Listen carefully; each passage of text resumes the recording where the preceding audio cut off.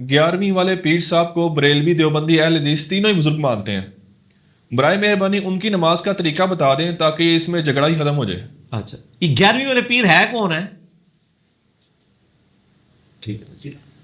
11ویں والے پیر ہمارے سب continent India, Pakistan, بنگلہ دیش کے اندر شیخ عبد القادر جیلانی رحمہ اللہ تعالی المتوفی 561 ہجری.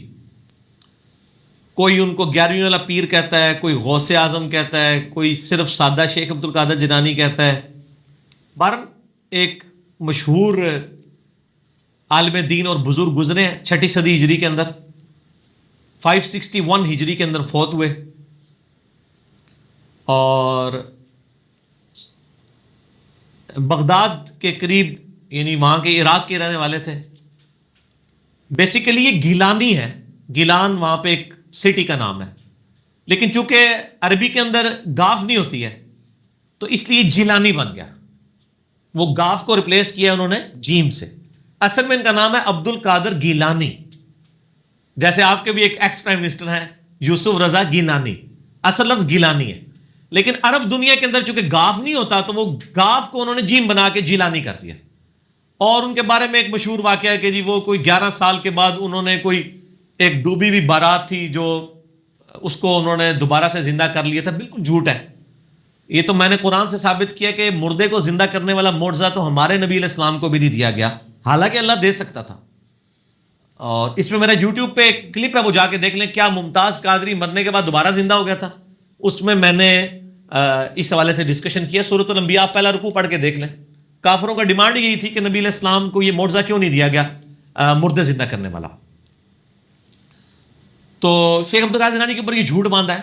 اور اچھا، یہ واقعی ایسی پرسنالٹی ہیں جن کو بریلوی بھی مانتے ہیں، دیوبندی بھی مانتے ہیں، اور اہل حدیث بھی مانتے ہیں. شیعہ ان کو نہیں مانتے. اس کی وجہ یہ ہے کہ انہوں نے کچھ چیزیں ایسی لکھی ہیں جو یعنی وہ شیعہ کے لیے ایکسیپٹیبل نہیں ہیں.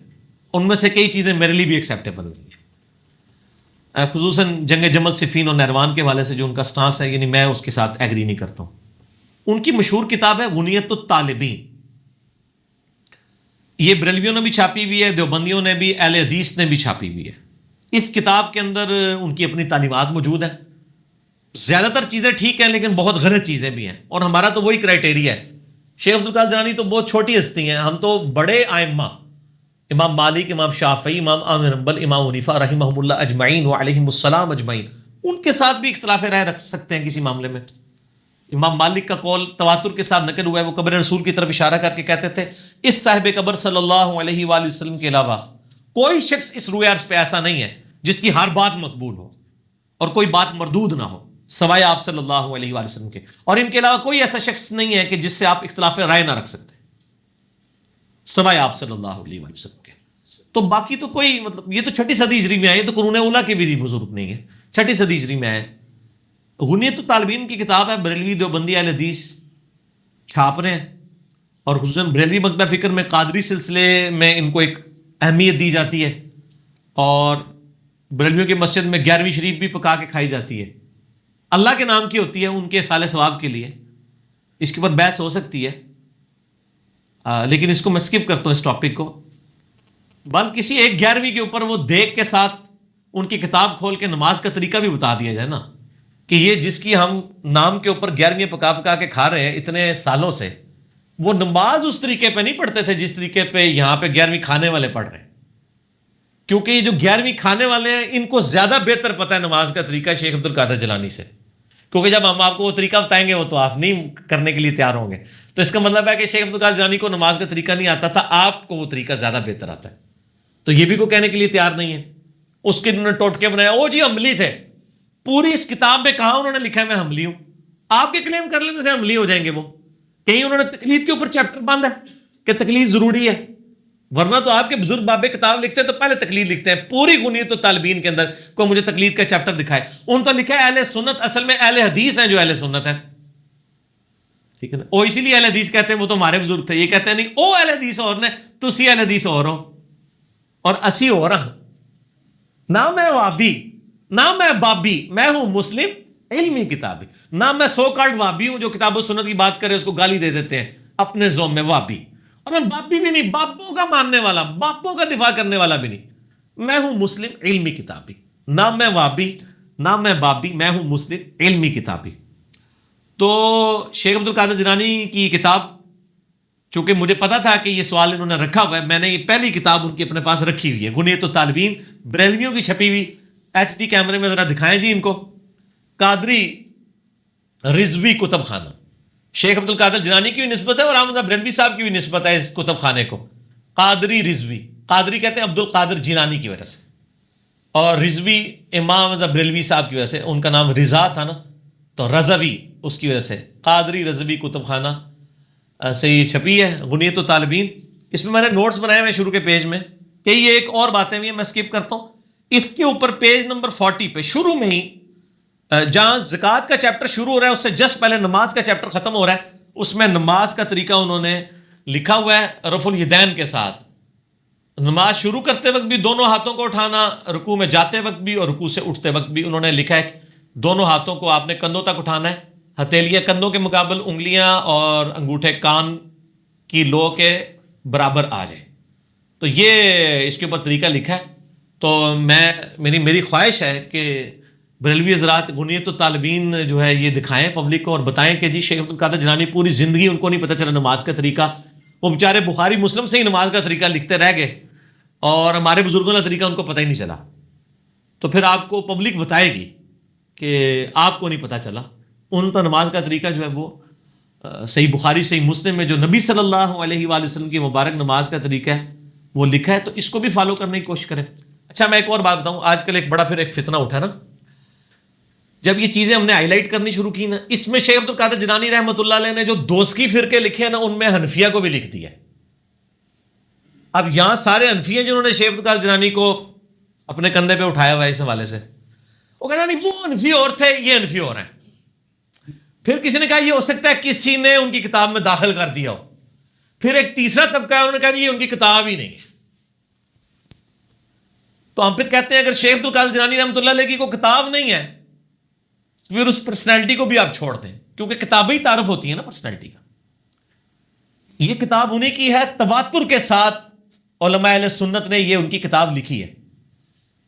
ابن حجر اسقلانی جنہوں نے فتح الباری صحیح بخاری کی شرح لکھی ہے، المتوفا 852 ہجری، انہوں نے لکھا ہے غنیۃ الطالبین، شیخ عبد القادر جیلانی کی کتاب ہے۔ امام ابن تیمیہ المتوفا 728 ہجری، انہوں نے اس کو شیخ عبد القادر جیلانی کی کتاب ڈکلیئر کیا ہے۔ ابن حجر مکی صوفی، اس نے شیخ عبد القادر جیلانی کی کتاب ان کو ڈکلیئر کیا۔ امام ذہبی نے شیخ عبد القادر جیلانی کی کتاب جو ہے وہ غنیۃ الطالبین کو ڈکلیئر کیا ہے۔ یعنی بڑے بڑے ائمہ اہل سنت اس کتاب کو، خود احمد بریلوی صاحب نے بھی اس کو شیخ عبد القادر جیلانی کی کتاب ڈکلیئر کیا ہے۔ آپ بریلوی جان نہیں چھوڑوا سکتے۔ اور ایک بندہ ہے صرف حنفیوں میں، شاہ عبداللہ محدث دہلوی، المتوفا 852 ہجری، انہوں نے کہا کہ یہ عبد القادر جیلانی کی طرف منسوب ہے، ان کی کتاب نہیں ہے، لیکن خود اعلیٰ حضرت امام بریلوی صاحب نے فتاوی رضویہ میں شیخ عبد الحق محدث دہلوی کا رد کیا ہے کہ ان کی بات پھینک دی جائے، یہ کتاب انہیں کی۔ ایک عبد الحق محدث دہلوی کھڑا ہوا ہے، باقی سارے ان کے بڑے بزرگ بابے اور کسی درجے میں ہم بھی جن کو رسپیکٹ دیتے ہیں وہ سب متفق ہیں کہ غنیۃ الطالبین شیخ عبد القادر جیلانی کی کتاب ہے۔ میں سارے راستے ان کے چور دروازے بند کر رہا ہوں، یہ نہ ہو کل کو کلپ چڑھے 11ویں والے پیر کی نماز کا طریقہ تو یہ کہ یہ تو کتاب ہی ان کی نہیں ہے۔ نہ یہ نہیں ہے تو چھاپ رہے کیوں ہو؟ پیسے کمانے واسطے۔ الیاس قادری صاحب بھی اس کتاب کے حوالے دیتے ہیں، ڈاکٹر طارق قادری صاحب بھی حوالے دیتے ہیں، تو یہ کمائی کا ذریعہ ہے یہ کتاب، یہ میں نے تو نہیں گھر چھاپی ہے، بریلوی بھی چھاپ رہے ہیں، دیوبندی بھی، اہل حدیث بھی، سارے چھاپ رہے ہیں۔ تو آپ اس میں جو کچھ لکھا ہے اس کو فالو بھی تو کرنے کی کوشش کریں نا، ٹھیک ہو گیا؟ اور وہی فالو کریں جو کتاب و سنت کے مطابق ہے۔ لیکن آپ کے تو پیر ہیں، یہ کہتے ہیں پہلے فنا فی الشیخ ہوتا ہے، پھر فنا فی الرسول ہوتا ہے، پھر فنا فی اللہ ہوتا ہے، یہی کہتے ہیں نا۔ تو آپ فنا فی الشیخ ہونا، آپ کی شیخ تو بخاری مسلم میں جو طریقہ لکھا ہے اس کے مطابق انہوں نے نماز کا طریقہ لکھا ہے، رکوع میں جاتے وقت اور رکوع سے اٹھتے وقت رفع الیدین کرنا۔ آپ اپنے شیخ میں تو فنا ہو کے نہیں رہے ہیں اور آپ کہہ رہے ہیں کہ جی ہم تصوف کی منزلیں طے کریں گے۔ آپ کے صوفیوں کے یہ کہتے ہیں پیرانے پیر، سارے پیران دے پیر، جی قادری، چشتی، نقشبندی، سہروردی، ساروں کے پیر، ساروں کے پیر تو بتا رہے ہیں نماز کا طریقہ یہ ہے۔ اچھا پھر یا پھر مانے کہ ساروں کے پیر جو تھے نا ان کو نماز کا طریقہ پتہ ہی نہیں چلا، ان کو پتہ ہی نہیں چلا کہ رفع الیدین تے منسوخ ہو چکا ہے. او جی بت رکھ کے آندے سن تاں ہوندا سی جی, اور پہلے ایسی بات ہی ختم ہو گیا. یہ ساری گلاں انہاں نوں نہیں پتہ لگا جو معرفت کی نظر سے دیکھتے تھے. اور وہ کہتے ہیں جی وہ قصیدہ غوثیہ میں لکھا ہے کہ میرا پیر میرا مرید مشرق میں ہو مغرب میں ہو, اس کی تہمت کھل جائے تو میں آ کے اس کو باندھ دوں گا. نعوذ باللہ. چیک کر لو, بنانے ہیں میڈیا نو, سارے میڈیا والے فلم بنا دینے, سارے کھولو تہمتاں, چیک کر لینے کہ بندے نے کہ نہیں آ کے. تو یہ پریکٹیکل تو اس طرح ہی چیک ہوگا نا. کوئی ایک تو اپنا جو سب سے بڑا بزرگ ہے نا بھی یہ کہ پکا ان کا فالوور ہے, یہ سب سے اس وقت غوث الاقدام ہے, اور یہ اپنی تہمت جو ہے وہ میڈیا کے سامنے کھولتے ہیں اور دیکھیں ابھی آ کے باندھ لیں گے. تو آپ کا مسکرانا ہی بتا رہا ہے کہ ان کے ساتھ کیا ہوگا. تو خدا کے لیے کتابوں میں جو یہ سارے یہ اوٹ پٹانگ قصیدہ غوثیہ یہ جھوٹے ان کی طرف منسوخ کیے نا, اس سے بھی توبہ کریں. یہ نہیں کہ ان کی طرف جو چیز فتوح الغیب ان کی کتاب ہے جس کے اوپر پوری یعنی اس میں سے اقتباسات لے کے نا, تو وہ گوڑلے والے جو تھے پیر نصیر الدین نصیر صاحب, انہوں نے کتاب لکھی ہے الجواہر التوحیدیہ فی التعلیمات الغوثیہ, شیخ عبد القادر جیلانی کی تعلیمات کی روشنی میں توحید, اور انہوں نے صحیح توحید بیان کیا, جس کے ایسے لوگوں نے کہا تھا جی اینڈ تے وہ پیر صاحب وہابی ہو گئے سن. نہ میں وہابی نہ میں بابی, میں ہوں مسلم علمی کتابی. تو وہ کتاب آپ ضرور خریدیں پیر نصیر الدین نصیر صاحب کی, اس میں انہوں نے فتوح الغیب کے حوالے دیے ہیں. شیخ عبد القادر جیلانی کی جو توحید کے اوپر کتاب ہے, وہ کتاب اتنی سخت توحید بیان کرتی ہے کہ یہ تو کہیں گے یہ وہابیوں والی کتاب ہے. اور وہ کتاب اتنی زبردست ہے کہ امام ابن تیمیہ نے اس کتاب کی شرح لکھی ہوئی ہے. امام ابن تیمیہ نے فتوح الغیب کی شرح لکھی ہے, اور انہوں نے شرح میں لکھا ہے کہ شیخ عبد القادر جیلانی کی جو کرامات ہیں یہ تواتر کی حد تک پہنچی ہوئی ہیں. یعنی شیخ عبد القادر جیلانی وہ بزرگ ہیں جن کو امام ابن تیمیہ بھی بزرگ مانتے تھے, اس لیے اہل حدیث نے ان کو یعنی اپروچ کیا ہوا ہے, کیونکہ ان کے بابا جی نے کہہ دیا کہ اے بابا جی بھی ساڈے بابا جی نے, اگر وہ آن نہ کرتے تو شاید ان کو نہ مانتے. تو غنی تو طالبین پڑھے جی نماز کا طریقہ, 11ویں والے کی نماز کا طریقہ پتہ چل جائے گا, تو پھر آپ کو مدینے والی سرکار کے نماز کا طریقہ بھی چلے, ہمارے کہنے پہ نہیں ان کے کہنے پہ ہی مان لو. ٹھیک ہو گیا. اچھا بھی تصوف کے ایک کافی بڑے بزرگ ہیں امام محمد غزالی, ان کا بڑا مقام حاصل ہے, آخر انہوں نے نماز کا کون سا طریقہ اڈاپٹ کیا, وہ بھی ذرا بتا دیں حوالے کے ساتھ. ہاں جی, امام محمد غزالی رحمہ اللہ تعالی کی نماز کا طریقہ بھی وہی ہے جو بخاری مسلم میں لکھا ہوا ہے. یہ تو شیخ عبد القادر جیلانی سے بھی پہلے گزرے ہیں. شیخ عبد القادر جیلانی فوت ہوئے ہیں 561 ہجری میں, اور امام محمد بن محمد غزالی 505 ہجری میں فوت ہوئے ہیں. یعنی یہ شیخ عبد القادر جیلانی سے پہلے ہیں امام محمد غزالی. اور ان کی کتاب احیاء العلوم عربی کے اندر ہے 4 جلدوں میں, اردو ترجمہ بھی ہو چکا ہے, اس میں آپ نماز کا چیپٹر کھول کے پڑھ لیں. فارسی میں کتاب لکھی کیمیائے سعادت, جس کو سب سے زیادہ مشہوری ملی, اردو میں اس کا ترجمہ یہ میں نے رکھا ہوا ہے. کیمیائے سعادت دکھائیں جی ان کو, بریلویوں کا ترجمہ ہے پروگریسو بکس والوں نے. اور علی بن عثمان حجویری صاحب کے مزار پہ جو امام مسجد تھے وہ فوت ہو چکے ہیں, انہوں نے اس کا ترجمہ کیا تھا کیمیائے سعادت کا, اور یہ وہ ترجمہ میرے ہاتھ میں. ٹھیک ہو گیا جی. ان کا نام تھا محمد سعید نقشبندی صاحب. اس میں آپ نماز کا چیپٹر کھول لیں, 133 نمبر پیج ہے میرے والا جو ہے یہ, اس کے اندر یہ ان کو دکھا دیں جی. یہ انڈر لائن میں نے کیا نماز کا طریقہ, انہوں نے رکوع میں جاتے وقت, رکوع سے اٹھتے وقت رفع الیدین کے ساتھ طریقہ لکھا ہے. اچھا اوپر والا حصہ کور کر کے نا اسی پیج کا فٹ نوٹ بھی انڈر لائن میں نے کیا, وہ بھی کور کریں, جس میں انہوں نے نا فٹ نوٹ لگا دیا ہے کہ جی یہ جو رکوع میں جاتے وقت رکوع سے اٹھتے وقت رفع الیدین ہے نا, یہ شافیوں کا طریقہ ہے. تسی نہ کدھر کتاب پڑھ کے شروع کر دی ہو, کتاب تو حنفیوں میں بیچ رہے تھے نا بریلوی دیوبندیوں میں. اور اسی میں انہوں نے جسہ استراحت بھی لکھا ہوا ہے کہ دوسرا سجدہ کر کے بیٹھ کے اٹھنا ہے, جو بخاری میں 6251 نمبر حدیث ہے. تو سر یہ کتابیں پڑھی ہوئی تھیں, ہم نے پڑھ لی اور عوام کو بتا دی. پڑھی ہوئی نہیں تھی, پڑھی ہوئی تھی. اسی لیے تو وہ کہتے ہیں جناب کہ وہ ہم نے کشف المحجوب کی گستاخانہ عبارتیں جب لوگوں کو بتائیں, مجھے لاہور سے ایک بھائی کا فون آیا, وہ کہتے ہیں میں جو ہے نا کشف المحجوب خریدنے کے لیے نا لاہور چلا گیا, وہ بڑے پیر صاحب کے مزار کے پاس, اور وہاں پہ جو مکتبے تھے تو میں وہیں پہ زیادہ تر کشف المحجوب بکری ہوتی ہے. کہتے ہیں میں جب وہ مختلف ترجمے نکلوا کے نا کھول کے پڑھ رہا نا، تو مجھے وہ بندہ کہتا ہے کہ جی یہ آپ کیا دیکھ رہے ہیں اتنی دیر سے کشن ماجوب کو؟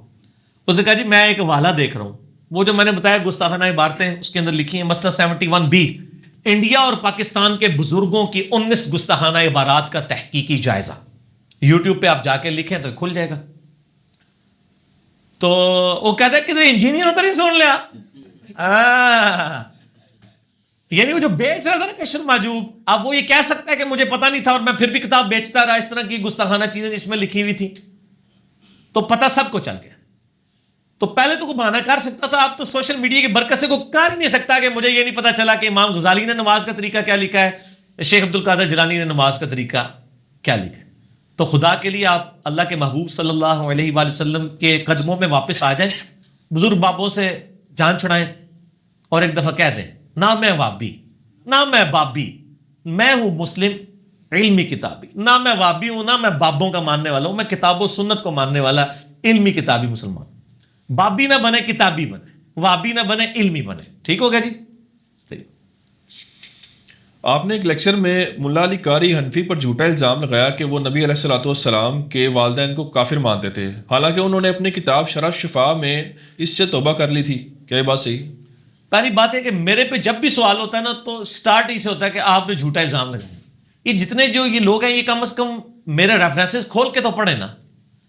میں ایک بات کرتا ہوں، ریفرنس دیتا ہوں، اب تو ہم ایچ ڈی کیمرے میں بھی دکھانا شروع ہو گئے ہیں۔ دوسرے اپنے مولویوں سے صرف سن کے آ جاتے ہیں نا کہ یہ جھوٹ کہہ رہا ہے تو وہ مان لیتے ہیں۔ جو بابی ہیں، جو کتابی ہیں وہ نہیں مانتے، وہ تو پھر گاٹے فٹ ہوتے ہیں نا جا کے۔ تو میرے بھائی ملا علی قاری نے ایک پوری کتاب لکھی ہے، اس کتاب کا ٹاپک یہ ہے کہ یہ کتاب گفٹ ہے، یہ ٹاپک کا نام ہے عربی میں، اس کا اردو ترجمہ بتا رہا ہوں، یہ تحفہ ہے امام ابو حنیفہ رحمہ اللہ کے چاہنے والوں کے لیے کہ نبی علیہ السلام کے والدین حالت کفر میں دنیا سے گئے، نعوذ باللہ۔ یہ کتاب کا نام ہے، اور یہ کتاب انہوں نے دفاع پہ لکھی ہے جو فقہ الاکبر کتاب ہے، شیخ ان کی امام حنیفہ رحمہ اللہ کی طرف منسوب ہے، اور یہ وہ واحد کتاب ہے جو واقعی ثابت ہے کہ ان کی کتاب ہے، چھوٹی سی کتاب ہے۔ فقہ اکبر کہتے ہیں عقیدے کو، فقہ اصغر چھوٹی فقہ کہتے ہیں اعمال کو، جو ہم کہتے ہیں فروع، اور ایک ہوتا ہے اصول، اصول ہوتا ہے عقیدہ، عقیدے کو فقہ اکبر کہتے ہیں، بڑی فقہ، کیونکہ وڈی شے ہے نا عقیدہ۔ فقہ اصغر فروع اعمال، اور فقہ اکبر بڑی فقہ اصولی مسئلہ عقیدے کا مسئلہ۔ اس میں امام حنیفہ رحمہ اللہ نے یہ لکھا تھا کہ نبی علیہ السلام کے والدین حالت ایمان سے دنیا سے نہیں گئے، نعوذ باللہ۔ میں نے پورا رد کیا، مسئلہ 98 لاکھوں لوگ میرا دیکھ چکے ہیں، آپ جا کے یوٹیوب پہ لکھیں ایمان والدین مصطفیٰ صلی اللہ علیہ وآلہ وسلم، میں نے ایک ایک بات کا، جتنی بخاری مسلم سے حدیثوں کی انٹرپریٹیشن کرتے تھے میں نے ایک ایک چیز کا جواب دیا اللہ کے فضل سے۔ اس میں نے بتایا تھا کہ یہ اہل حدیث کے پیچھے تو سارے پڑے ہوئے ہیں، تو ملا علی قاری نے بھی یہی کام ڈالا ہوا ہے، تو میں نے اہل حدیث کا بھی رد کیا، ملا علی قاری کا بھی۔ پھر یعنی ایک نئی، ایک وہ انڈیا میں ایک مولانا صاحب ہیں بریلویوں کے، وہ گول کیپر بن کے آئے، انہوں نے کہا نہیں ملا علی قاری نے تو رجوع کر لیا تھا، انہوں نے تو شرح شفا کے اندر یہ لکھا ہے۔ پہلی بات یہ کہ شرح شفا کوئی کتاب نہیں ہے، شفا کتاب لکھی ہے قاضی ایاز مالکی المتوفی 544 ہجری، انہوں نے نبی علیہ السلام کی یعنی ایک پرسنالٹی کے اوپر کتاب لکھی ہے، ان کی جو خصوصیات ہیں، ان کے معجزات ہیں، اس کے اوپر۔ اس کی شرح جو ہے وہ جلال الدین سیوطی نے بھی لکھی ہے، زیادہ وہی مشہور ہے، شرح شفا۔ ملا علی قاری نے بھی لکھی ہے، اچھا میرے میں نہیں تھا، مجھے پچھلے دن ایک بھائی نے ای میل کی تو اس نے مجھے بتایا کہ اس نے شرح شفا میں بھی یہ لکھا ہوا ہے، تو مجھے نہیں پتا تھا، میں نے کہا شرح شفا تو ملا علی قاری کی تو میرے علم میں نہیں ہے۔ ملا علی قاری 1014 ہجری میں 1014 ہجری میں فوت ہوئے ہیں، جنہوں نے مشکات کی شرح بھی لکھی ہے، مرقاہ۔ ملا علی قاری حنفی بہت بڑے ایک حنفی عالم دین، تو مجھے پتا چلا انہوں نے بھی شرح شفا لکھی ہے۔ پھر میں نے انہوں نے سے کہا کہ مجھے بھیجیں والا، تو واقعی شرح شفا میں انہوں نے لکھا ہے کہ نبی علیہ السلام کے والدین کے بارے میں 2 اقوال ہیں، ایک تو یہ کہ حالت کفر میں گئے اور ایک اہل یعنی وہ حالت ایمان میں گئے۔ تو پھر ملا علی قاری نے لکھا ہے کہ اہل ایمان میں سے ان کا ہونا یہی زیادہ صحیح قول ہے، جو کہ جلال الدین سیوطی نے بھی اختیار کیا ہے اور انہوں نے اپنی کتاب میں ثابت کیا ہے۔ جلال الدین سیوطی 911 ہجری میں فوت ہوئے ہیں. جلال الدین سیوطی کو انڈورس کیا ملا علی قاری نے شرح شفا کے اندر کہ جو جلال الدین سیوطی نے کتاب لکھی ہے نا نبی علیہ السلام کے ماں باپ کو مسلمان ثابت کرنے کے لیے، وہی بات زیادہ صحیح ہے. ٹھیک ہے، لیکن سر یہ انہوں نے کامنٹس اس وقت کیے جب تک کہ ان کا اپنا عقیدہ یہ تھا. بعد میں ان کا عقیدہ گیا تھا بدل. جب ان کو پتا چلا کہ ہمارے بابا جی تو کچھ اور لکھ کے گئے ہیں فقہ اکبر میں، تو انہوں نے کہا بابا بچاؤ مہم کرو، پہلے اپنے بابا جی کا دفاع کرو. تو انہوں نے اپنے بابا جی کا دفاع کرنے کے لیے جلال الدین سیوطی کے خلاف کتاب لکھی. یہ کتاب جو ہے نا کہ نبی علیہ السلام کے ماں باپ حالت کفر میں گئے، ملا علی قاری نے نعوذ باللہ یہ کتاب جلال الدین سیوطی المتوفا 911 ہجری کے خلاف لکھی ہے. تو جب کوئی شخص کسی کے خلاف کتاب لکھ رہا ہوتا ہے اور اس کی بات کو پہلے اس نے کہیں انڈورس کیا ہوتا ہے تو وہ منسوخ ہوتی ہے بات. ورنہ اگر یہ ناسخ ہوتی شرح شفا والی بات تو وہ لکھتے کہ جی جلال الدین سیوطی کا عقیدہ صحیح ہے اور میں نے جو جلال الدین سیوطی کے خلاف کتاب لکھی تھی میں اس کتاب سے رجوع کرتا ہوں، اصل عقیدہ یہی ہے. یہ انہوں نے نہیں لکھا. اس سے بات ثابت ہوئی کہ پہلے ان کا عقیدہ صحیح تھا، بعد میں انہوں نے سیوطی کے رد میں کتاب لکھی ہے. ورنہ شرح شفا میں وہ لکھتے کہ سیوطی کا جو یہ عقیدہ صحیح ہے میں اس کو انڈورس کرتا ہوں اور میں اپنی کتاب سے رجوع کرتا ہوں جو میں نے سیوطی کے خلاف لکھی ہے. کیونکہ اس وقت تک کتاب نہیں لکھی ہوئی تھی، کتاب بعد میں لکھی ہے. بعد میں عقیدہ ملا علی قاری کا خراب ہوا ہے، پہلے نہیں ہوا. اور ہم بریلویوں کے علماء سے جب نجی محفلوں میں پوچھتے ہیں وہ کہتے ہیں نہیں بس رہ نہیں دو جی، کس نے منہ دکھائیے، سانو پتہ ہے. ٹھیک ہے نا، ان کو پتہ ہے کہ ملا علی قاری کا نام پھر ہم بریلوی پبلک میں نہیں لے سکتے. بریلوی دیوبندی آج تو نبی علیہ السلام کے کو مطلب ان کے والدین کو مسلمان ہی سمجھتے ہیں نا، اہل فطرت میں سے سمجھتے ہیں نا. وہ مسئلہ 98 میرا دیکھ لیں. تو ملا علی قاری نے رجوع نہیں کیا تھا، بلکہ شرح شفا میں ان کا پہلے عقیدہ صحیح تھا، بعد میں انہوں نے یہاں پہ سیوطی کو انڈورس کیا، بعد میں سیوطی کے خلاف کتاب لکھی. اگر یہ کتاب پہلے کی لکھی ہوئی ہوتی تو وہ شرح شفا میں لکھتے کہ میں اپنی کتاب سے رجوع کرتا ہوں اور میں بھی اسی پہ آتا ہوں. سمجھ آئی؟ لہٰذا میرا موقف آج بھی اپنی جگہ پہ قائم ہے اور مضبوط ہے. ٹھیک ہو گیا؟ وہ کتاب اگر آپ کے پاس اویلیبل کتاب تو عربی کے اندر ہے، اس میں مکتبہ شاملہ میں چلے جائیں، عقائد والے حصے میں چلے جائیں تو آپ کو مل جائے گا. ہمیں تو اویلیبلٹی کی ضرورت اس لیے نہیں ہے، نہ یہاں پہ ہائی لائٹ کرنے کی اس کو، کہ آلریڈی بریلوی علماء نے باقاعدہ اس کے اوپر کلپ ریکارڈ کرا دیے. انہوں نے مان لیا کہ ان کی کتاب ہے. وہ کہتے ہیں یہ بعد میں انہوں نے کتاب سے رجوع کر لیا تھا. آپ جو کہتا ہے رجوع کر لیا تھا تو دلیل آپ ان سے مانگے. اگر وہ رجوع کی دلیل شرح شفا کی عبارت بتاتے ہیں تو اس عبارت میں یہ نہیں لکھا ہوا کہ میں اپنی کتاب سے رجوع کرتا ہوں، یہ تو ان کا پرانا عقیدہ تھا، یہ منسوخ ہوا ہے، ناسخ ان کی کتاب ہے. ٹھیک ہو گیا؟ اچھا بھائی، ایک بھائی کا سوال ہے کہ میرے چھوٹے بھائی کے اچانک ڈیتھ ہوتی ہے اور اسے ایسی قبر میں دفنایا گیا جس کی لمبائی کم تھی اور مجبوراً اس کی ٹانگیں سمیٹ کر دفنانا پڑا. اچھا. تو جب ان کی والدہ کو پتہ چلا تو انہوں نے ضد کی کہ قبر کو کھدوا کر دوبارہ اس کو نا کھلی کی جائے قبر اور اس کو صحیح طرح سے دفنایا جائے. تو کیا ایسا کرنا درست ہے شریعت میں؟ یعنی دفنا کے مٹی ڈال چکے ہیں اور اب بعد میں گناہ کرنا چاہتے ہیں؟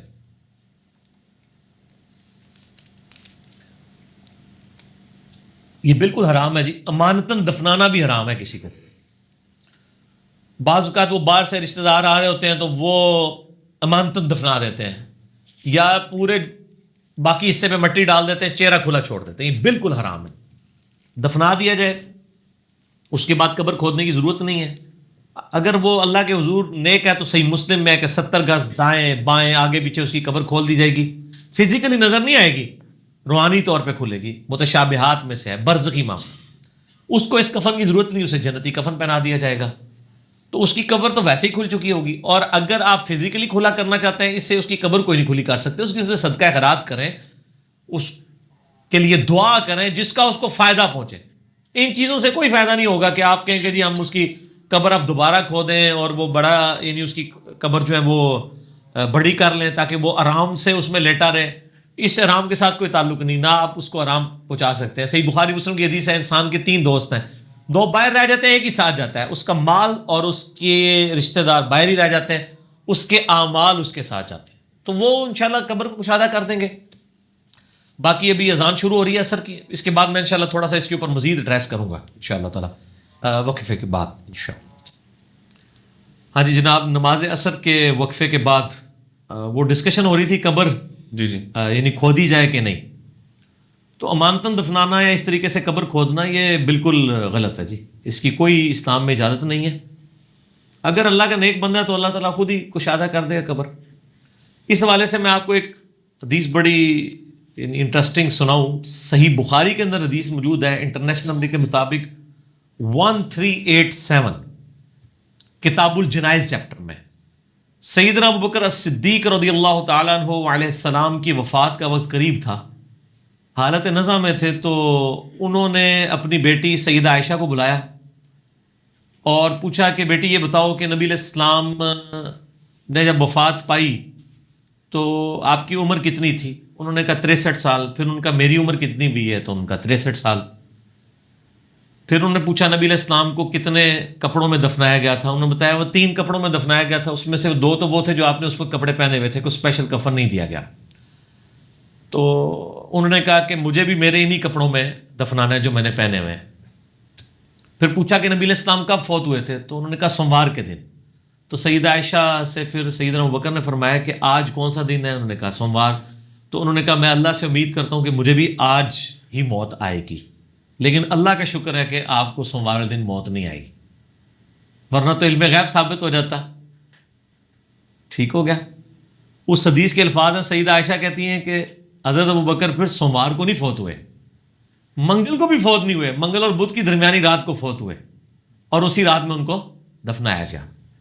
اچھا, پہلی بات, اگر اس امت کا سب سے بڑا ولی, سب سے بڑا صحابی حضرت ابوبکر صدیق, جس کی خواہش بھی تھی اور جس نے کہا بھی مجھے اللہ سے امید ہے میں سوموار کو ہی مروں گا, ان کو علم غیب نہیں تو تسی اپنے بزرگ بابے جڑے نے اپنے بوجھ پا کے رکھو بھائی. ٹھیک ہو گیا. ان کو نہیں پتا, نہ ان کی خواہش پوری. انہوں نے کہا مجھے آج امید ہے کہ میں مر جاؤں گا, لیکن نہیں فوت ہوئے. نہ میں وابی نہ میں بابی, میں ہوں مسلم علمی کتابی. یہ ہے کتابی بات. صحیح بخاری 1387 سیدنا ابوبکر نے کہا کہ مجھے آج امید ہے کہ میں مر جاؤں گا, لیکن نہیں مرے.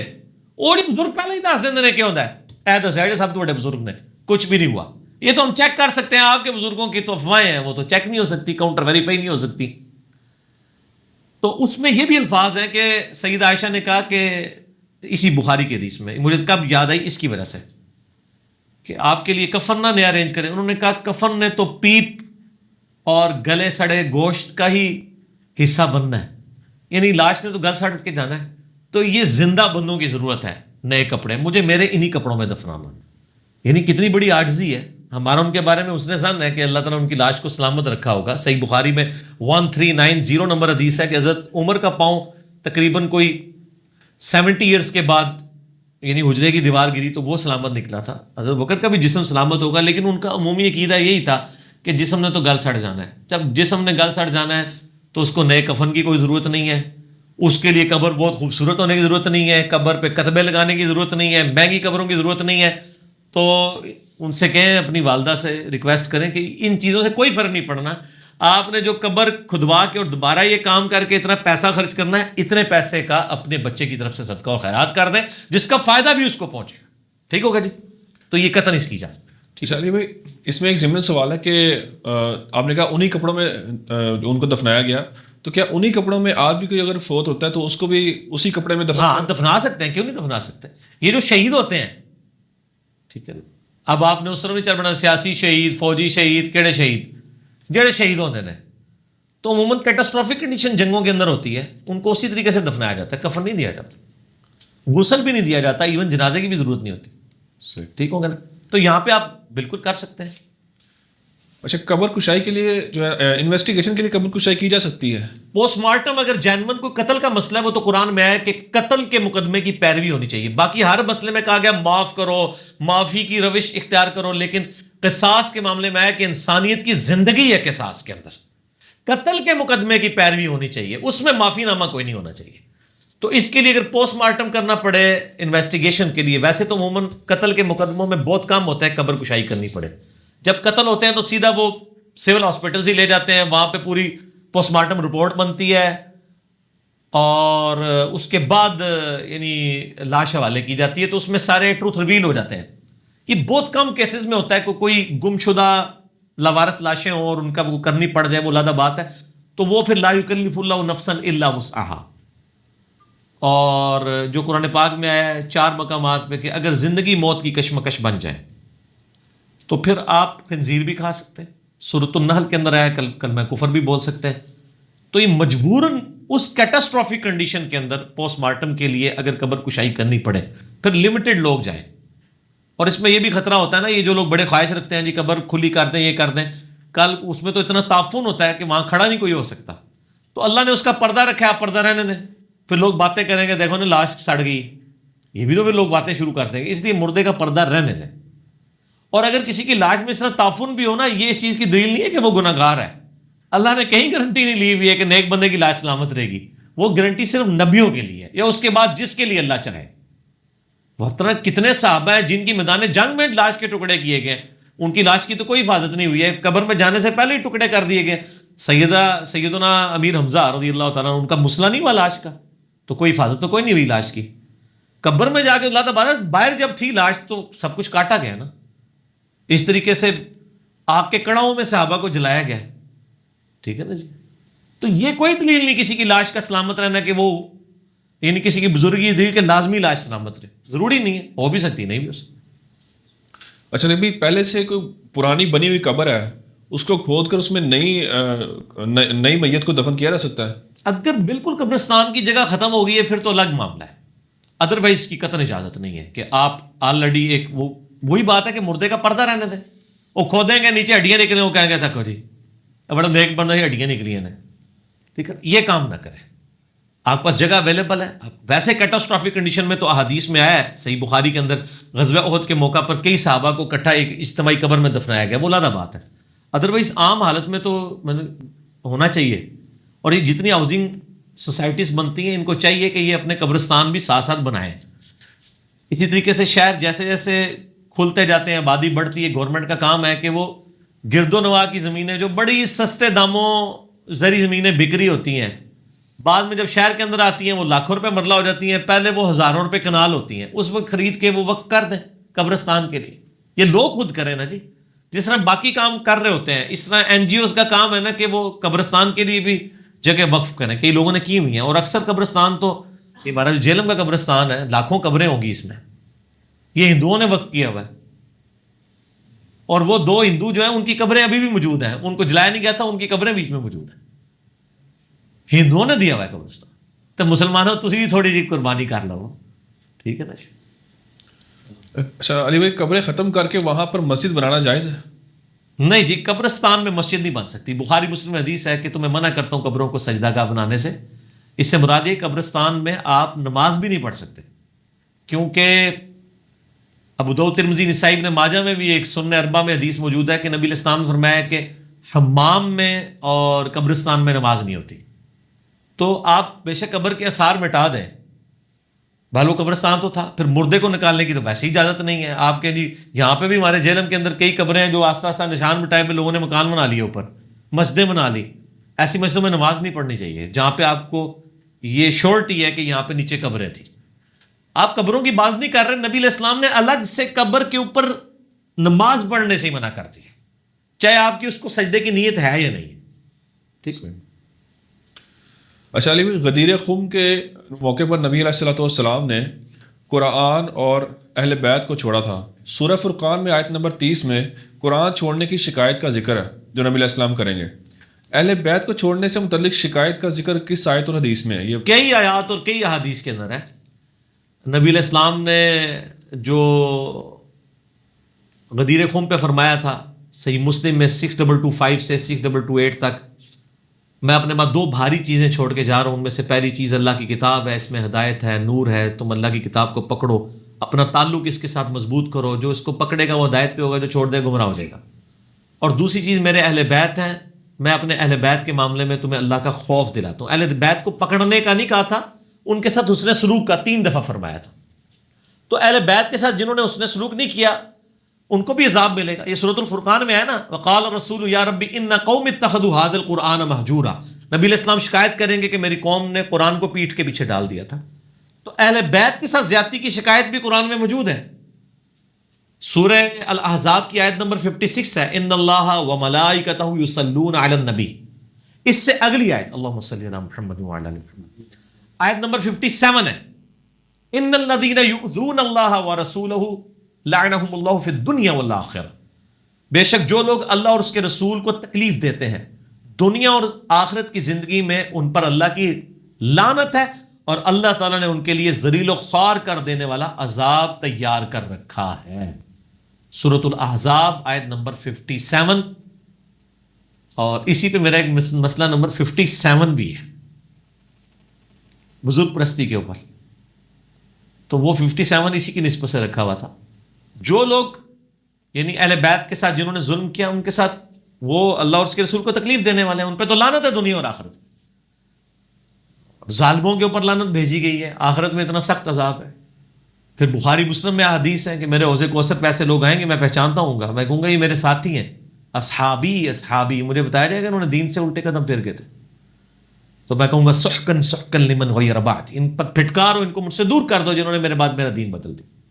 پھر بخاری مسلم میں آتا ہے کہ نبی علیہ السلام نے فرمایا انصار میرے بعد تم پر ظلم ہوں گے اور لوگوں کو تم پر ترجیح دی جائے گی، تم صبر کرنا یہاں تک کہ حوض کوثر پہ مجھے آ کے ملنا۔ تو حوض کوثر پہ ملنے کا مطلب یہ ہے کہ وہ وہاں پہ تمہیں بدلہ ملے گا، اور بدلہ کیسا ملے گا کہ جن لوگوں نے انصار پہ ظلم کیا، یزیدی پارٹی جتنی ہے، سحقن سحقن لمن غیر بعد، پھٹکار ان کو مجھ سے دور کر دو۔ تو موجود ہے، بے شمار جگہ پہ موجود ہے۔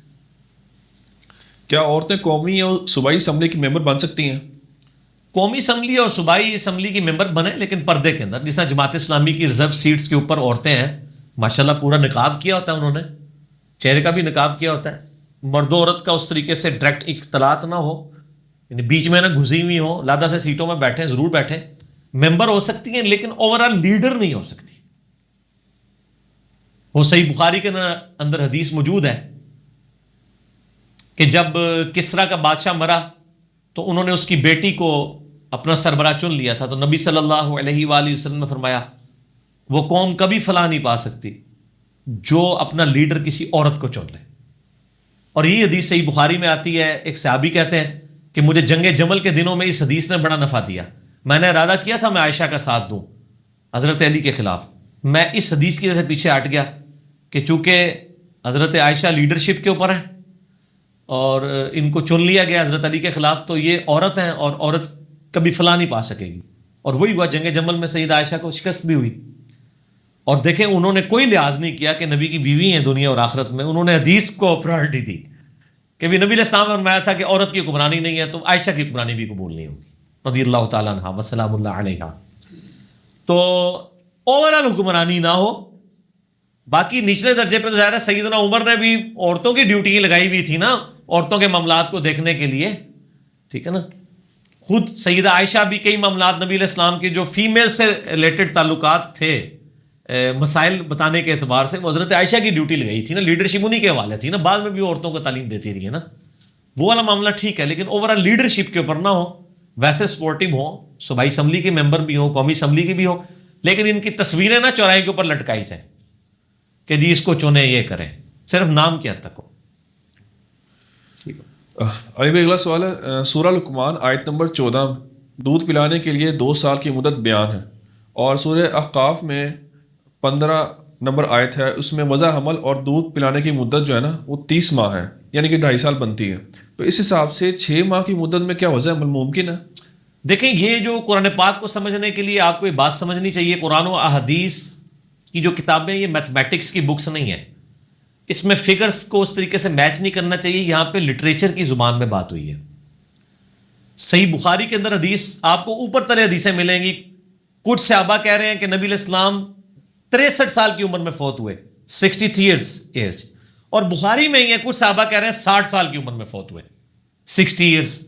اب آپ کہیں کہ صحابہ ساتھ تھے، 60 اور 63 میں تو بڑا فرق ہے، 19-20 کا فرق تو نہیں ہے۔ عرب میں ایک کلچرل چیز تھی کہ وہ اپروکسیمیٹلی بات کرتے تھے، عرب کے کلچر میں 63 اور 60 ایک ہی ہے، 63 کو راؤنڈ آف کریں گے 60 ہی بنے گا۔ تو قرآن پاک لٹریچر کی بک ہے، لٹریچر کی بک میں اس طرح کی نیٹی گٹیز نہیں ہوتی۔ اگر قرآن کہتا ہے نا کہ جی وضع حمل اور پلس دودھ چھڑانے کی عمر 2.5 سال ہے، تو اس سے مراد اب بریک اپ آپ شروع کر دیں جی وہ 24 مہینے تو ہو گئے دودھ پلانے کے 2 سال، اور 6 مہینے میں پریگنینسی جو ہے وہ آئیڈینٹیفائی ہو کے وضع حمل ہو گیا، نہیں، یہ اپروکسیمیٹلی بات ہوئی ہے، 33 مہینے ہی ہے عموماً، بعض کا جلدی بھی ہو جاتی ہے ڈلیوری، 6 مہینے والی ڈلیوریز بھی ہوئی ہیں۔ لیکن عموماً ظاہر ہے کہ وہ یہ 33 مہینے ہوتا تو ہمارے میتھمیٹکس میں وہ زیادہ بہتر فگر ہوتا. لیکن قرآن چونکہ لٹریچر کی بک ہے، لہٰذا قرآن جب یہ بات کر رہا ہے نا 30 مہینے، تو وہ 33 کو راؤنڈ آف کر کے 30 ہے، لہٰذا اس میں کوئی ایسا مسئلہ نہیں. ٹھیک ہو گیا. اس طریقے سے حضرت یونس علیہ السلام کے بارے میں آتا ہے کہ ہم نے یونس کو 1,00,000 اور اس سے کچھ زیادہ لوگوں کی طرف مبعوث کیا تھا. ٹھیک ہے نا. وہ تقریباً کیوں بات ہو رہی ہے، ایگزیکٹ فگر آ جاتا کہ 1,00,000 یا 1,10,000. قرآن اس طریقے سے ہی بات کرتا ہے، لٹریچر کی کتاب ہے، لٹریچر کا اپنا ڈیکورم ہوتا ہے. چلیے بھائی، اگلا سوال ہے کسی بھائی کا کہ ہماری مسجد میں نماز عشاء کا فکس ٹائم ہے، جبکہ ایک شخص کی وجہ سے ہمیشہ جماعت لیٹ کھڑی ہوتی ہے، تو اس حوالے سے شریعت کا کیا حکم ہے؟ یہ شخص تو عموماً مسجدوں کے اندر امام مسجد ہی ہوتا ہے، اور وہ بھی زیادہ تر اہل حدیثوں کا. باقی تو امام بڑے سہمے ہو رہتے ہیں اور چارے 5 منٹ پہلے ہی آگے بیٹھ جاتے ہیں. اہل حدیث والوں نے نہ پہلے والی سنتیں پڑھنی ہوتی ہیں نہ بعد والی، الا ماشاء اللہ جس کو اللہ توفیق دے. تو اس لیے ان کو تو اتنی ٹینشن نہیں ہوتی، وہ عموماً 2-3 منٹ لیٹ آتے ہیں. یہ تو ہم بھگت رہے ہیں جدھر ہم بھی نماز پڑھتے ہیں، یعنی وہ انتظار کرتے رہتے ہیں امام صاحب کب نمودار ہوں گے. بریلوی دیوبندیوں کی مسجدوں میں تو اس طرح نہیں ہوتا، یا کہیں گاؤں ایریا میں کوئی چودھری صاحب کے لیے کوئی ہو جائے تو یہ اس طرح کا رکنا کسی اسپیشل بندے کو پروٹوکول دینے کے لیے وہ تو حرام ہے. امام مسجد کے لیے صحیح بخاری میں ہے کہ اس کا انتظار کیا جائے. لیکن جب امت نے اجماع کیا کہ نماز کا ٹائم فکس ہو گیا تو اب امام کو اس کو فالو کرنا چاہیے. یہ اسی طریقے سے کہ اب مسجد میں قالین ہے اور آپ کہیں جی بخاری میں حدیث ہے نبی علیہ السلام نے جوتیوں سمیت نماز پڑھی، میں جوتیوں سمیت پڑھوں گا. نہ، کچی مسجدیں ہوں، جوتیاں فلیٹ ہوں جن میں گندگی نہ پھنستی ہو، جیسے خصے کا تلوا ہوتا ہے، تو آپ بے شک آئیں. فلیٹ جدھر قالین بھی نہ ہو، نیچے بھی مٹی ہو اور اس پہ بھی مٹی نہیں لگے گی، آپ آئیں جوتیوں سمیت نماز پڑھیں. لیکن آپ قالین والی مسجد میں آپ کہیں گے آپ اپنے جاگروں کے ساتھ آگے نماز پڑھیں، تو اس کی تو اجازت نہیں آپ کو دیں گے. تو وہ آپ کنڈیشن کو دیکھیں کہ کس کے اندر ہے. تو یہاں پر بھی اس یعنی کنڈیشن کو دیکھنا چاہیے. امام کی آپ ضرور انتظار کریں، لیکن اگر امام نے عادت بنائی ہوئی ہے اس نے جان بوجھ کے لیٹ ہونا ہے، انتظار کروانا ہے اور اپنی عزت کروانی ہے، تو بالکل غلط طریقہ ہے. 2-3 منٹ انتظار کر لیں، اس کے بعد کوئی بھی بندہ، ظاہر ہے کہ لوگ ٹائم فکس کیا ہے نا، امت نے اجماع کیا ہے نا کہ 9 بجے عشاء کی نماز کھڑی ہوگی. کیوں وہ 9:05 پہ آ رہا ہے؟ وہ تو پیسہ لے رہا ہے سر. پروٹوکول اگر وہ لے رہا ہے تو وہ جو پرانے جن اماموں کے والد دے رہے ہیں وہ پیسے لے کے نمازیں پڑھاتے تھے، تو پیسے لے کے تو آپ کو 10 منٹ پہلے آنا چاہیے، کیونکہ آپ نماز پڑھانے کے پیسے لے رہے ہیں. ٹھیک ہے نا جی. تو آپ پیسے لے کے بھی ڈیوٹی صحیح نہیں کر رہے ہو اللہ تو بولو، حالانکہ فری پڑھانی چاہیے. وہ اللہ بعد کہتے ہیں نہیں وقت کے پیسے لیتے ہیں، نماز کے نہیں لیتے ہیں. دیکھیں نا بیچ میں سے پخے نکالی ہوئی ہے. تو نماز تو کہیں بھی پڑھی جا سکتی ہے، ضروری ادھر ہی پڑھنی ہے. وہ ادھر ہی آ کے نماز اس لیے پڑھا رہے ہیں کہ اس کے پیسے لے رہے ہیں. ٹھیک ہے نا. تو سن نسائی میں حدیث ہے، صحیح مسلم کی شرط پہ صحیح ہے کہ ایسے شخص کو اپنا مؤذن نہ بناؤ جو اذان کی اجرت لے. تو میرے نزدیک نماز کی اجرت نہیں لی جا سکتی. ہاں جو اجرت لے رہا ہے اس کے پیچھے نماز ہو جائے گی، اس کا وبال اس کے اوپر ہے، نماز سب کے پیچھے ہو جائے گی. ٹھیک ہو گیا. اچھا علی بھائی، اگلا سوال ذرا الزامی سا ہے. وہ کہتے ہیں کہ آپ دوسرے فرقوں کے جو علماء ہیں ان کے ناموں کے ساتھ رحمۃ اللہ علیہ نہیں لگاتے، جبکہ اپنے بزرگوں کے ساتھ یعنی 2-3 نام ہے اس میں، مولانا اسحاق صاحب کا نام ہے، مولانا مودودی ہیں، شیخ زبیلی زئی ہیں، ان کے ساتھ آپ رحمۃ اللہ علیہ بولتے ہیں. کیا یہ کھلا تضاد نہیں ہے؟ پہلے تو یہ بتائیں جو یہ سوال کر رہا ہے کھلا تضاد والا، اس سے آپ یہ کہیں کہ ہاں یہ کھلا تضاد ہے، لیکن آپ کو سمجھاتے ہیں. مسئلہ یہ ہے کہ یہ میں ہی کر رہا ہوں کیا بریلویوں کے بڑے بڑے علماء اشری تھانوی کو رحمۃ اللہ علیہ کہتے ہیں؟ آپ بتائیں. اور کیا دیوبندیوں کے بڑے بڑے علماء احمد بریلوی صاحب کو رحمۃ اللہ علیہ کہتے ہیں؟ وہ تو کہتے ہیں مرحوم احمد رضا بریلوی، مرحوم شیخ اشرف تھانوی. تو سارے کر رہے ہیں. تو پہلی بات ہے اس کو میرے ساتھ نہ جوڑا جائے. اچھا، دوسری بات میں ویسا کر ہی نہیں رہا ہوں، میں تو کسی کو بھی نہیں آن کرتا. میں نہ بریلوی، نہ دیوبندی، نہ اہل حدیث، نہ شیعہ، کسی کے بزرگ کو رحمۃ اللہ علیہ اس لیے کہنے کے لیے تیار نہیں ہوں کہ دوسرے بھائی ناراض ہو جائیں گے. میں نے اشرف تھانوی کو کہا تو وہ کہیں گے تو گستاخ تھا، آپ اس کو رحمۃ اللہ علیہ کہہ رہے ہیں. بریلوی ناراض ہو جائیں گے. اگر احمد بریلوی صاحب کو کہا دیوبندی ناراض ہو جائیں گے. تو میں نے سب کو اس سے بہتر لفظ ڈیوائز کیا، صاحب. صاحب بڑا آنریبل ورڈ ہے، نبی الاسلام کے لیے لفظ ہے، وما صاحبکم بمجنون. تمہارے صاحب جو ہیں وہ مجنون نہیں ہے، صحابہ کرام کو کہا کر. تو ہم صاحب کرتے ہیں ہمیشہ صاحب کہہ کے اور بڑے عزت کا. رحمۃ اللہ علیہ والا مسئلہ ذرا ڈاؤٹ فل ہو جاتا ہے کیونکہ یہ لوگ بھی اختلاف کرتے ہیں. دوسرا، میں اپنے کسی بزرگ کو رحمۃ اللہ علیہ نہیں کہہ رہا ہوتا. میرا کرائٹیریا یہ ہے کہ جو بزرگ جن سے مجھے شرکیہ اور گستاخانہ عقیدے ثابت نہ ہو میں ان کو دھڑلے سے رحمۃ اللہ علیہ کہتا ہوں. ٹھیک ہے جی. مولانا اسحاق صاحب یا شیخ زبیر علی زئی صاحب یا مولانا مودودی، ان تین بندوں سے اگر نبی علیہ السلام کی شان میں صراحتاً گستاخی ثابت کر دیں یا کوئی شرکی عقیدہ ثابت کر دیں تو ہم رحمۃ اللہ علیہ کہنا چھوڑ دیں گے. باقی جن کے آپ بزرگوں کے میں نام لیے بغیر کہتا ہوں، جن جن بزرگوں کی آپ باتیں کر رہے ہیں نا، ان کے تم نے گستاخانہ عبارتیں نکال دی ہیں. تو ہم اللہ سے ڈرتے ہیں کہیں پکڑے نہ جائیں. مسئلہ 71B، انڈیا اور پاکستان کے بزرگوں کے 19 گستاخانہ عبارات کا تحقیقی جائزہ. تو اس میں میرا خیال آپ ہمارا ساتھ دیں گے. آپ ڈاکٹرائن اور نیریٹو پہ بات کریں کہ اگر کسی شخص کے عقیدے میں شرک ہے اور نبی علیہ السلام کی گستاخی ہے، آپ کا دل مانے گا اس کو رحمۃ اللہ علیہ کہنے پہ؟ نہیں. نام چھوڑ دیں. بریلوی یہی تو کہتے ہیں، وہ کہتے ہیں شریف تھانوی کو کیسے رحمۃ اللہ علیہ کہہ دیں؟ اس نے کلمہ پڑھوایا ہوا ہے. یعنی یہ میں ان کی بات کر رہا ہوں. میرا تو موقف یہ ہے کہ اس نے توبہ کر لی ہو، میرا تو اپنا آیا ہوا ہے اس کے اوپر موقف. میں نہیں. اس طریقے سے دیوبندی جو ہے وہ بریلویوں کے بزرگ ہمارے کہتے ہیں انہوں نے شرک کیے ہوئے ہیں، ہم کیسے ان کو یعنی یہ کر دیں، بینیفٹ آف ڈاؤٹ دیں؟ تو سارے ایک دوسرے کے بارے میں کہہ رہے ہیں. میں تو بڑا لینیئنٹ ہوں، میں تو سارے کے پیچھے نمازیں پڑھتا ہوں، سب کا نام احترام سے لیتا ہوں. میں نے تو کسی بریلوی کو دیوبندی کو نہیں سنا کہ وہ اعلیٰ حضرت کہتا ہوں. احمد بریلوی صاحب کو میں تو اعلیٰ حضرت بھی کہتا ہوں. کیا فرق پڑتا ہے؟ میرے کہنے سے نہ انہوں نے بننا ہے، اور اگر وہ بنے ہوئے ہیں میرے نہ کہنے سے چھین کوئی نہیں جانا. ٹھیک ہو. علی بھائی، ایک حدیث ہے کہ بیماری کسی ایک سے دوسرے کو نہیں لگتی، جبکہ نبی علیہ السلام نے فرمایا، یہ دوسری حدیث ہے کہ جہاں طاعون کی بیماری ہو وہاں نہ تو کوئی جائے نہ وہاں سے کوئی نکلے. اس کی ذرا وضاحت کریں. اس کی وضاحت کریں. یہ دنیا کے مشکل ترین سوالات میں سے ایک سوال ہے. اگر میں کہہ رہا ہوں مشکل ہے تو آپ پھر اندازہ لگا لیں وہ کتنا مشکل ہوگا. اس کے اوپر غیر مسلموں کے بھی اعتراضات ہیں، اس حدیث کے اوپر منکرین حدیث کے بھی اعتراضات ہیں کہ نبی صلی اللہ علیہ وآلہ وسلم نے فرمایا ہے کہ کوئی مرض متعدی نہیں ہوتا. یہ بخاری اور مسلم دونوں میں حدیث ہے. یہ حدیث آپ کو مشکات میں طب والے چیپٹر کے اندر، اس سے اگلے والے چیپٹر کے اندر مل جائے گی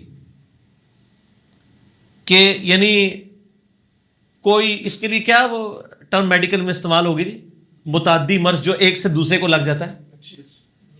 چھوت کم. ٹھیک ہے. یہ وائرل ڈیزیز، وائرل ڈیزیز ہوتی ہے جیسے طاعون، نزلہ زکام، اس قسم کی جو جن کو وائرل ڈیزیز جو ایک سے بدن ہے، ایپیڈیمک، یہ ٹرانسفر ہو جاتے ہیں. تو وہ منکرین حدیث اور کافر بھی یہ کہتے ہیں کہ جی دیکھیں کہ نبی علیہ السلام نے جب فرمایا ہے کہ جی کوئی مرض جو ہے متعدی نہیں ہوتا، ایک سے دوسرے کو نہیں لگتا، جبکہ آج سائنٹیفکلی پروف ہو چکا ہے کہ مرض ایک دوسرے کو لگ جاتا ہے. کیوں جی؟ تو پھر ان حدیثوں کا آپ کیا کریں گے؟ اور پھر دوسری طرف وہ کہتے ہیں حدیث میں یہ ہے کہ جہاں پہ بخاری مسلم دونوں میں آتا ہے جہاں پہ طاعون کا مرض پھیلا ہو وہاں جو لوگ اس مرض میں مبتلا ہیں وہ وہاں سے باہر نہ نکلیں، اور جو باہر والے ہیں وہ اس علاقے میں نہ جائیں. اور سر ایک اور حدیث بھی ہے بخاری مسلم کی کہ جو بیمار اونٹ ہے نا اس کو صحت مند اونٹوں کے ساتھ شامل نہ کرو. یہ بھی بخاری مسلم میں حدیث ہے. وہ کہتے ہیں جب متعدی نہیں ہے تو پھر کیوں؟ اچھا یہ متعدی والی جو حدیث ہے اس میں آگے یہ بھی الفاظ ہیں بخاری مسلم میں کہ ایک شخص نے عرض کیا کہ یا رسول اللہ صلی اللہ علیہ وآلہ وسلم، اگر ایک مرض دوسرے کو نہیں لگتا تو ہم دیکھتے ہیں کہ ایک بیمار اونٹ کو جب صحت مند اونٹوں میں لا کے بٹھایا جاتا ہے وہ سارے بیمار ہو جاتے ہیں. جیسے مرغیوں میں آپ نے وہ رانی کھیت کی بیماری ہے، ایک مرغی کو لگتی ہے آگے لگتی چلی جاتی ہے. تو نبی صلی اللہ علیہ وآلہ وسلم نے اس کے جواب میں ارشاد فرمایا کہ اگر تم یہ سمجھتے ہو کہ اس مریض اونٹ کی وجہ سے باقیوں کو یہ بیماری لگ گئی ہے تو جو پہلا اونٹ تھا اس کو بیماری کس نے لگائی تھی؟ اللہ نے. یہ الزامی جواب ہے. ٹھیک ہے نا جی. تو اصل میں اس میں یعنی میری نظر میں اس کے دو آنسر ہو سکتے ہیں. ایک تو یہ کہ نبی علیہ السلام فی نفسہ ہی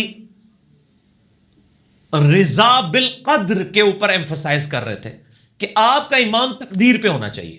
یہ ضروری نہیں ہے کہ جہاں پہ وبائی مرض پھیلا ہے ضروری آپ کو مرض لگ جائے گا. کئی لوگ ہیں جو اس مرض کے گڑھ میں رہتے ہیں ان کو بیماری نہیں ہوتی ہے نا جی. آپ دیکھ لیں نا شام کے اندر جب طاعون کا مرض پھیلا حضرت معاذ بن جبل فوت ہوئے، ان کی جگہ یزید بن ابی سفیان بن گئے گورنر، ان کو بھی مرض لگ گیا. پہلے ابو عبیدہ ابن جرح فوت ہوئے طاعون کے مرض میں، ان کی جگہ وہ بن گئے معاذ ابن جبل، ان کی جگہ پھر وہ بھی طاعون کے مرض میں فوت ہوئے. ان کے یزید بن ابی سفیان بن گئے, وہ بھی طاعون میں مر گئے. ان کے مرنے کے بعد حضرت معاویہ کو چن لیا گیا, ان پہ طاعون کا عرصی کوئی نہیں, اثر ہی نہیں ہوا. کیوں ہنستے ہوئے ہو یار؟ دیکھیں نا, اگر اسی طریقے سے تقدیر ہی غالب آنی ہوتی تو حضرت معاویہ کو بھی طاعون ہو جاتا, وہ اسی ایریا کے اندر سے بچ گئے. اور پھر جو کچھ ہوا وہ آپ کو پتا ہے, کربلا کا پس منظر, آپ میرا ریسرچ پیپر پڑھ لیں. تو یہ ضروری نہیں ہوتا کہ ایک بندہ وہاں پہ موجود ہے تو ضروری اس کو طاعون ہو ہی جائے گا.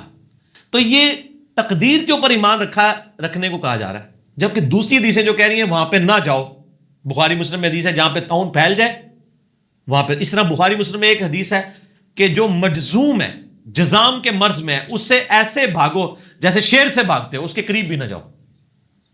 تو اس میں یہ بھی اشارے مل رہے ہیں کہ نبی علیہ السلام بھی اس چیز کو ایکسیپٹ کرتے ہیں کہ متعدی ہوتا ہے مرض, لیکن اس میں بیلنس یہ ہے کہ متعدی کے قریب اگر کوئی جائے تو یہ نہ سمجھ لے کہ میں چونکہ قریب گیا ہوں اس لیے میرے اوپر تقدیر غالب آئی ہے, اور وہ اسی کے اوپر رلائے کر لے, اور بھاگنے کے لیے اس لیے کہا ہے تاکہ وہ اس کے جراثیم سے بھی بچے.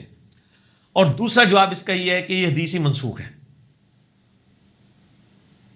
یہ ہے اصل میں جواب. وہ اس لیے کہ بخاری مسلم میں یہ حضرت ابو ہریرہ حدیث بیان کر رہے ہیں, اسی میں بخاری مسلم میں آپ کو انہی احادیث میں ایک طریق مل جائے گا.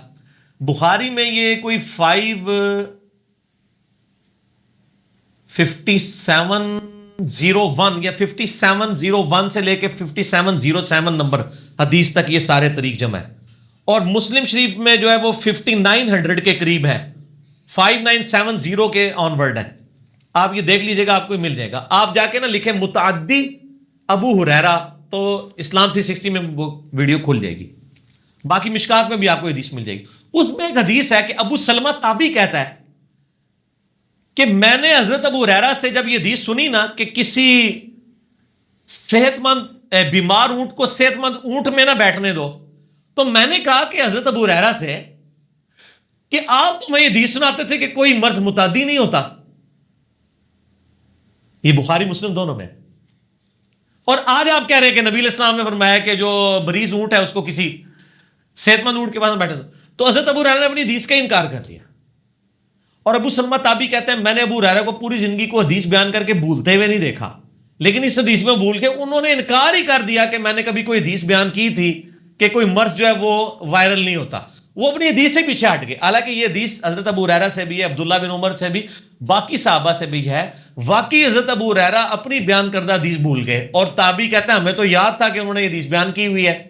اچھا, اس کی شرح میں بعض لوگوں نے کہا کہ حضرت ابو ہریرہ بھول گئے تھے, اور بعض لوگوں نے کہا کہ حضرت ابو ہریرہ بھولے نہیں تھے. بیسیکلی وہ اس حدیث کا انکار کرتے تھے اور اس کو منسوخ تصور کرتے تھے. اس لیے انہوں نے کہا کہ اس حدیث کا تو ذکر ہی نہ میرے سامنے کرو کہ کوئی مرض متعدی نہیں ہوتا, جب میں یہ حدیث بیان کر رہا ہوں کہ ایک بیمار اونٹ کو جب آپ صحت مند اونٹ پہ نبی علیہ السلام نے لانے سے منع کیا, اٹ مینز کہ وہ حدیث منسوخ تصور کی جائے گی. اور پھر بخاری مسلم میں حدیث ہے تعبیر نحل والی کہ وہ جو گرافٹنگ کرتے تھے, پیوند کاری, نبی علیہ السلام ایک جگہ سے گزرے, پیوند کاری کر رہے تھے, تو پوچھا یہ کیوں کرتے ہیں؟ ان کا اس سے ذرا کھجور کی یعنی افسائش زیادہ ہوتی ہے, زیادہ پھل ملتا ہے. آپ نے فرمایا اگر نہ کرو تو کیا ہے؟ انہوں نے کرنا چھوڑ دی. اسی سال وہ کم پڑ گئی ان کی فصل. نبی علیہ السلام کے پاس شکایت آئی کہ آپ نے منع. آپ فرمایا کہ میں نے منع تو نہیں, میں نے تو جسٹ ایک مشورہ دیا تھا. انتم اعلم بامر دنیاکم, تم دنیا کے کاموں کو مجھ سے بہتر سمجھتے ہو. میں اگر کوئی بات اللہ کے ریفرنس سے کروں, اس میں الفاظ ہیں, میں نے مسئلہ 39 اس کے اوپر ریکارڈ کرایا ہے, علم سائنس اور علم وحی کی اہمیت اور ان کا دائرہ کار. یار یہ نبی علیہ السلام کا ہی جگر ہے. آپ نے فرمایا کہ اگر میں اللہ کے ریفرنس سے کوئی بات کروں نا تمہارے دنیاوی امور میں, تم اس کو فالو کیا کرو. اگر کوئی اپنا ذاتی مشورہ دوں تو میں بھی ایک انسان ہی ہوں. انتم اعلم بامر دنیاکم, دنیا کے کاموں کو مجھ سے بہتر سمجھتے ہو.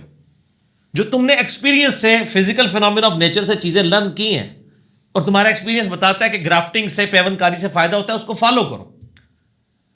اس حدیث میں بھی اگر نبی صلی اللہ علیہ وآلہ وسلم کا یہ اپنا ایکسپرٹ اوپینین تھا ایک میڈیکل پوائنٹ آف ویو سے, اور بعد میں آپ خود ہی کہہ رہے ہیں, تو آپ یہ سمجھ لیں کہ اس کو اگر اس کیٹیگری میں, یہ تیسرا جواب ہو جائے گا میرا. ٹھیک ہو کہنا جی؟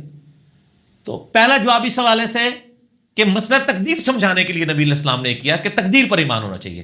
دوسرا جواب یہ حدیث ہی منسوخ ہے. اور تیسرا جواب یہ کہ منسوخ ہی کی یعنی کورالری کے طور پر کہ یعنی ایک میڈیکلی جب ایک چیز ثابت ہوئی، نبی علیہ السلام نے آبزرویشن کی، جیسے بخاری مسلم میں آتا ہے کہ نبی علیہ السلام نے شروع میں حاملہ عورت کو دودھ پلانے سے منع کر دیا تھا، پھر آپ نے فرمایا کہ میں نے فارس اور روم کے لوگوں کو دیکھا کہ ان کی حاملہ عورتیں اپنے بچوں کو دودھ پلاتی رہتی ہیں، ان کو کوئی ایشو لاحق نہیں ہوتا، تو اب میں تمہیں اجازت دیتا ہوں کہ حاملہ عورت دودھ پلا سکتی بچے کو۔ تو اس کا مطلب اگر آپ نے پہلے منع کیا تھا، اپنی آبزرویشن سے منع کیا تھا، میڈیکل ڈیسیژن آبزرویشن سے دیا، بعد میں آپ نے اپنی آبزرویشن سے ہی اپنے میڈیکل ڈیسیژن سے رجوع کر لیا، کیونکہ وہ دینی ڈیسیژن نہیں تھا۔ سر یہ بڑی انٹلیکچوئل باتیں ہو رہی ہیں، ان باتوں کو پورے پیرائی کے ساتھ سمجھیں گے۔ یہ سوال جب آپ کرتے ہیں نا کسی سے تو مولویوں کو ہاتھ پاؤں پڑ جاتے ہیں کہ آپ جواب کیا دیں۔ اس لیے میں نے ہر اینگل سے اسے کور کیا کہ نبی علیہ السلام کی جتنی حدیثیں میڈیکل سے ریلیٹڈ ہیں نا، ان کو آپ دیکھ لیا کریں کہ ناسخ و منسوخ کا معاملہ نہ ہو، نبی علیہ السلام کے ایکسپیرینس کا مسئلہ نہ ہو، جو چیزیں آپ صلی اللہ علیہ وآلہ وسلم وحی کے ذریعے بتائیں کہ یہ اللہ کی طرف سے میں بتا رہا ہوں، وہ معاملہ الگ ہے۔ باقی جو اہل حدیثوں نے یہ کام شروع کیا نا، وما ینطق عن الہوا ان ہوا الا وحی یوحی، اور نبی علیہ السلام کی ہر بات کو کہتے ہیں وحی الہی سے، ایسا نہیں ہے۔ آپ مطلب ربورٹ تو نعوذ باللہ نہیں تھے، آپ کا اپنا ایکسپیرینس بھی ہوتا تھا۔ اجتہادی معاملات قرآن میں 4 جگہ پہ جو نبی علیہ السلام کے اجتہادات کے اوپر اللہ تعالیٰ نے گرفت کی ہے اور منع فرمایا ہے، جیسے سورہ ال عمران میں آتا ہے کافروں کے لیے بدعا نکل گئی تو اللہ نے فرمایا آپ کو کوئی اختیار نہیں ہے، اللہ چاہے تو ان کو ہدایت بھی دے سکتا ہے، اور خالد بن ولید کو ہدایت مل گئی 19 سال کے بعد، حضور کے اعلان نبوت کے 19 سال کے بعد۔ پھر رومن پرشین امپائر بھی اللہ نے اسی بندے سے الٹوائی جس کو حضور نے بدعا دی تھی کہ اللہ ایسی قوم کو کیسے ہدایت دے گا جنہوں نے اپنے نبی کا چہرہ جو ہے وہ خون سے رنگ دیا۔ صحیح مسلم میں موجود ہے، قرآن میں بھی آیا، اللہ نے منع کر دیا۔ اس طرح غزوہ بدر کے قیدیوں کو آپ صلی اللہ علیہ وآلہ وسلم نے چھوڑ دیا تھا، کتنی سخت آیات نازل ہوئی۔ سورہ توبہ کے اندر آتا ہے کہ منافقین کو غزوہ تبوک پہ جانے کی اجازت دے دی تھی، اللہ نے فرمایا اے نبی اللہ آپ کو معاف کرے، آپ نے ان کا بہانہ کیوں قبول کیا؟ تو اس طرح آپ دیکھ لیں ہمارے نبی جو ہے وہ بڑے ریئلسٹک ہیں، اور بریلوی دیوبندی اہل حدیثوں کے بزرگ بھی ریئلسٹک ماننے کے لیے ان کو تیار نہیں کہتے، نہیں ان سے پوچھیں غلطی، ہاں جی غلطی ہی پیغمبر کے علاوہ ہر بندے سے ہو سکتی ہے، اچھا اپنے بزرگ کی کو 8-10 غلطیاں گنوائیں، استغفر اللہ، ساتھ ہی استغفر اللہ پڑھ دیں گے، تو اس کا مطلب آپ اپنے بزرگوں کو معصوم مانتے ہیں، اور آپ جینوئن غلطیاں بھی بتا دیں، ماننے کے لیے تیار ہی نہیں ہے، ٹھیک ہے نا جی۔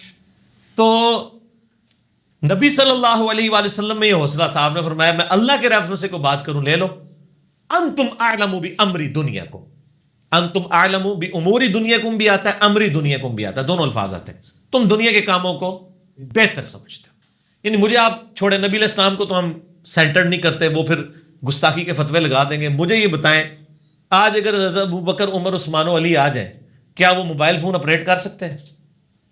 جب تک ان کو سکھائے نا۔ اب میں کہوں جی اتنے بڑے بزرگ ہیں ان کو موبائل نہیں آتا اور وہ اللہ کے ساتھ تعلق ہے، اللہ ان کو ڈائریکٹ سکھا دے، یہ تو اپنے بزرگوں کے بارے میں کہہ رہے ہوتے ہیں نا، ہمارے بزرگ یہ کر دیتے ہیں یہ کر دیتے ہیں، لیکن جب ان کے بزرگ بیمار ہوتے ہیں تو لے کے ہاسپٹل جاتے ہیں۔ میں نے نہیں دیکھا آج تک کسی کا پیر بیمار ہو تو اس کو کسی مزار پہ لے جائیں، تو آنو مزارہ تو بلا دینے بزرگوں کو بلا دینے دعا کرنے واسطے، اپنے پیر بیمار ہوتے ہیں تو یہ جا کے شفا انٹرنیشنل میں جا کے بریک لگاتے ہیں۔ کوئی آپ بھی اپنی عقل استعمال کریں، اللہ نے بندوں کا ہاتھ کھانا چھاڑ دو، یہ کیا ہو رہا ہے آپ کے ساتھ؟ کس لیول کا دھوکہ ہو رہا ہے؟ ہم یہ روحانی آپریشن کرتے ہیں اور یہ بائی پاس کر دیتے ہیں، ہم کہتے ہیں بائی پاس چھوڑیں، ہم ایک نو مولود بچہ لے کے آتے ہیں بغیر بلیڈ مارے، روحانی طور پہ اس کے خطرے کر کے کوئی بزرگ بتا دے، خطرے نہیں ہو سکتے کیونکہ نظر آ جائیں گے نا، بائی پاس تو نظر ہی نہیں نہ آنا، میں کو نہیں میں نے آپ کا بائی پاس کر دیا ایسے ایسے کر کے، تو کس نے دل کھول کے دیکھا ہے؟ خطرے تو نظر آنے، اور اب بائی پاس کر لیتا ہے۔ وہ بائی پاس اتنا مشکل ہوتا ہے کہ اس کے لیے گرائنڈر چلتا ہے، یہاں پہ یہ ساری پسلیاں کاٹنی پڑتی ہیں، پھر اندر دل تک اپروچ ہوتا ہے، کیونکہ دل تو پسلیوں کے پیچھے ہوتا ہے، اور وہ ایک بندہ روحانی کر رہا ہے، پسلیاں بھی توڑے بغیر اندر پہنچ رہا ہے، تو جو سامنے خطرے وہ کر سکتا ہے، کیوں نہیں کر سکتا؟ اور فراڈ ہی ہے سب کچھ، ٹھیک ہوگا؟ اچھا یہ مجھے یہ دل سے یاد ہے کہ بعض وہ بزرگ سلسلوں کے نا وہ کہتے ہیں دل جاری ہوا ہے، ان کا دل بھی ایسے سے ہل رہا ہوتا ہے، اور لوگ کہتے ہیں جی جناب دیکھو جی قلب جاری ہے، خدا دا نئے سائنس پڑھ لو تھوڑی سی، دل پہلی بات ہے یہاں پہ تو ہوتا نہیں، دل یہاں پہ ہوتا ہے، سینٹر سے تھوڑا سا آف لیفٹ سائڈ پہ، اور پسلیوں کے پیچھے ہوتا ہے۔ سر یہ جو سامنے دھڑک رہا ہوتا ہے نا ایسے ایسے، وہ دل نہیں ہوتا، وہ یہ مسلز ہوتے ہیں۔ اگر دل یہاں دھڑکنا شروع ہو گیا تو وہ پسلی توڑ کے باہر آ چکا، بندہ ہی نہیں زندہ رہ سکتا۔ سر پسلی کتنی یعنی مضبوط ہوتی ہے اس کے پیچھے دل ہے. اگر اس کے پیچھے جتنا بھی دھڑک لے وہ پسلی سے نکل کے تو باہر نہیں آتا. یہاں پہ جو ایسے ایسے وہ گوشت ہل رہا ہوتا ہے نا وہ اوپر والے مسل ہوتے ہیں. آپ ان کی پریکٹس کریں وہ یہاں پہ بھی آپ کو مسل وہ والے موو کروا کے بتا دیں گے ایسے ایسے کر کے, کیونکہ وہ تو مسل ہل رہے ہیں نا, دل تو ہل ہی نہیں رہا. دل کیسے, دل تو اندر ہے, وہ اس کا ہلنا اندر تک ہی ہے. دو آپ کے امپورٹنٹ آرگن ہیں اور سب سے مضبوط جگہ پہ اللہ نے رکھے ہیں, ایک دماغ کھوپڑی کے اندر اور دوسرا دل پسلیوں کے پیچھے. آپ دیکھ لیں اتنی زور زور کی ٹکریں ہوتی ہیں, اگر یہ کسی نازک جگہ پہ ہو تو لوگوں کی ڈیتھ ہو جائے. تو یہ جو بار دھڑک رہا ہوتا ہے نا, انجینئر صاحب تو پہلے دل جاری ہوتا سی, ہوں نہیں ہوتا. وہ کہنا نہیں انجینئر صاحب آ گئے. اچھا علی بھائی, اچھا انجینئر ہے نا کی تھی ڈاکٹری نے جی ٹھیک. اچھا چائے آ گئی ہے جی, چائے کا وقفہ کر لیتے ہیں, اسی کے اوپر چائے کا وقفہ ہو جائے. ٹھیک ہے.